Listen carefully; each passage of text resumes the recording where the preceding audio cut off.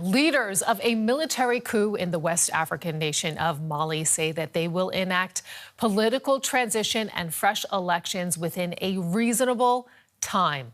This after Mali's president Ibrahim Boubacar Keïta announced his resignation just hours after being detained by armed soldiers. His ousting following months of protest over corruption and economic mismanagement. But while the events have been met with jubilation inside of Mali, they have sparked alarm among international observers. Gunshots that aren't meant to kill, but to celebrate. This car navigates the jeering crowd. Sitting inside is believed to be the arrested president, Ibrahim Boubacar Keïta, and other officials.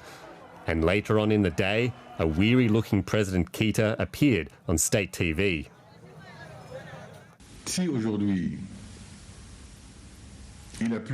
If today it pleased some elements of our armed forces to conclude that it would end their intervention, do I really have a choice? I submit to it, because I do not wish any blood to be shed to keep me in power. The coup leaders also appeared on state television, vowing a transition that would lead to fresh elections. Their takeover started as a mutiny among soldiers at an army base near the capital Bamako. After seizing weapons and taking high-ranking prisoners, they then moved to the president's house, surrounding it and firing gunshots into the air. Crowds of anti-government protesters cheered on as the democratically elected leader was arrested and driven away. We are very happy because this is a liberation for the people of Mali. All of Mali's people were waiting for this day, and we were waiting for the president and his men to allow us to breathe. Today, we don't have any words to express what's in our hearts. Thank God, and may the president and his gang leave us in peace.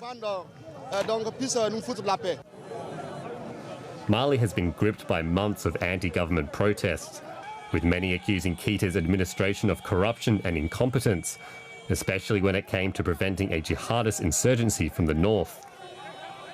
While the president's resignation was celebrated by those in the streets, the takeover was roundly condemned by the international community. ECOWAS, a West African regional bloc, pledged to close land and air borders to Mali as a result. It must feel like déjà vu for some.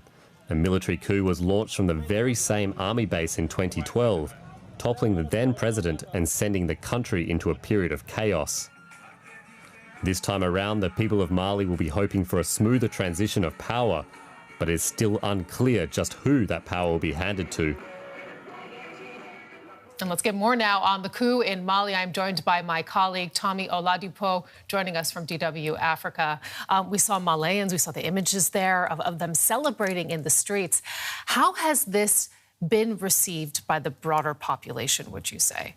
Well, as mentioned, there have been protests going on for months. Malians have been unhappy with the state of things in the country. And so seeing the fact that the president wasn't giving in despite their months of protests, and all of a sudden he has been pushed away. I think that is why these people have come out. When the soldiers were roaring into the capital, Bamako, crowds came out to cheer them, and that showed some sense that this has been, to some extent, a popular coup locally.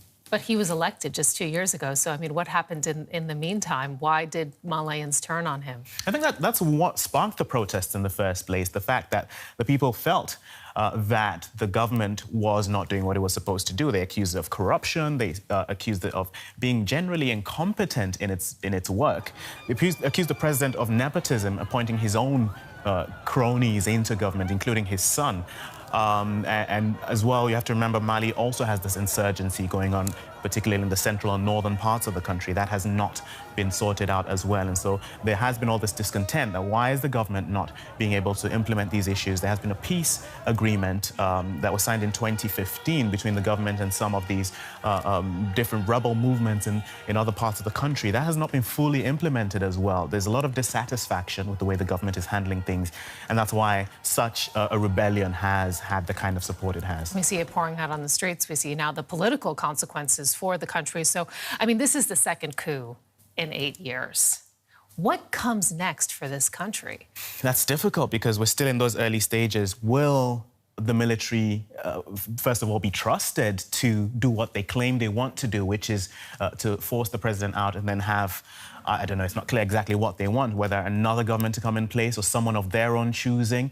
And that's why ECOWAS, the regional body, the West African regional body, has come out and denounced or condemned this coup, because this kind of thing has happened, not just in Mali, but in the region as well. And and ECOWAS would say that military movements like this cannot always be trusted. They're saying the people's voices in form of democracy, not just people's voices on the streets alone, but through a formal democratic process. That's what ECOWAS and Mali's partners abroad are calling for.